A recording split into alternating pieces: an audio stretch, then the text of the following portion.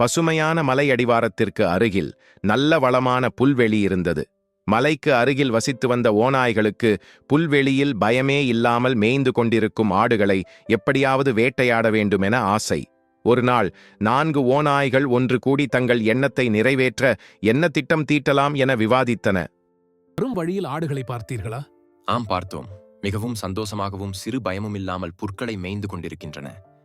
இதற்கெல்லாம் யார் காரணம் தெரியுமா? அங்கே சுற்றி கொண்டிருக்கும் நாய்களா? சரியாக சொன்னாய், அவர்கள்தான். கைக்கு எட்டும் தூரத்தில் இருந்தும் இந்த ஆடுகளை வேட்டையாட முடியாமல் தடுப்பது இந்த நாய்கள்தான்.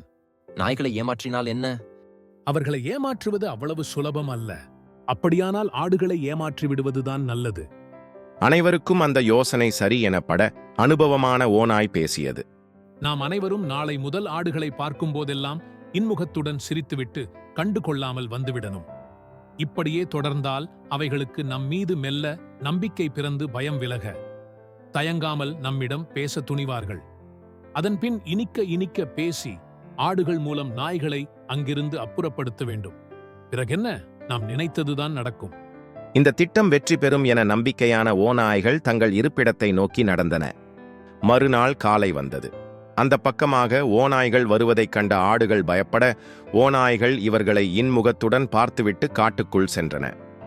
அடுத்த நாளும் ஓநாய்கள் இவர்களை பார்த்து சிரித்துவிட்டு ஹெலோ, ஹவ் ஆர் யூ என நலம் விசாரித்துவிட்டு சென்றன. மெல்ல ஓநாய்களின் மேல் இருந்த பயம் விலகியது.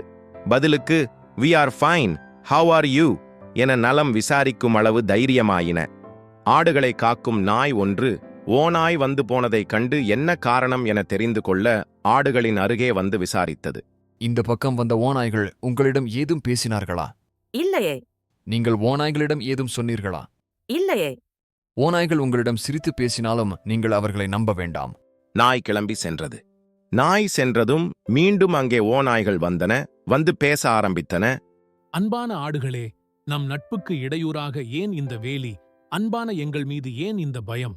சுதந்திரமாக ஒரு புல்லை கூட உங்களால் மேய முடியவில்லையே, இது தேவையா என யோசியுங்கள்.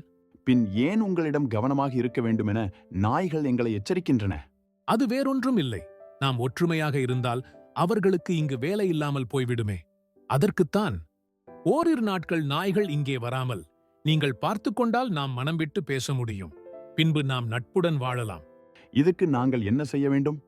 நீங்கள்தான் யோசித்து ஏதாவது ஒரு திட்டத்தை போட வேண்டும். மேலும் உங்கள் திட்டத்தை பற்றி எங்களிடம் சொல்லிவிட்டால் நாங்கள் அதற்கு தகுந்தவாறு நடந்து கொள்வோம்.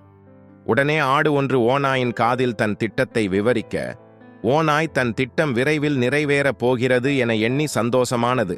ஓநாய்கள் கிளம்பிச் சென்றன. ஆடு தான் ஓநாயின் காதில் சொன்ன தன் திட்டத்தை மற்ற ஆடுகளிடம் தெளிவுபடுத்தியது. எல்லா ஆடுகளும் அதற்கு சரி என்றன. மறுநாள் காலை வந்தது. அங்கே வந்த நாய்களிடம் ஆடுகள் பேசின. எங்களுக்கு மிகவும் பயமாக இருக்கிறது. இரவில் வந்த ஓநாய்கள் இப்போது பகலிலும் வருகின்றன. எனவே நீங்கள் இரவும் பகலும் எங்களை காக்க வேண்டும் என மன்றாடின. நாய்கள் தூக்கத்தை மறந்து இரவும் பகலும் ஆடுகளை சுற்றி வர தூங்காத நாய்கள் களைப்பில் கொஞ்சம் தூங்க சென்றன. பசியுடன் இருந்த 4 ஓநாய்களும் இதுதான் சரியான சமயம் என எண்ணி ஆடுகளை நோக்கி செல்லவும், ஆடுகளும் வாங்க பழகலாம் என சந்தோஷத்தில் ஓநாய்களை வரவேற்க செல்லவும் திடீரென 4 ஓநாய்களும் ஆடுகள் மீது பாய்ந்தன. Hello, if you like it, please subscribe. புதிய கதைகள் உங்களை வந்தடைய பெல் பட்டனை அழுத்துங்கள். Thanks for your subscription, likes, comments, and share. Thank you for watching Surya eHub.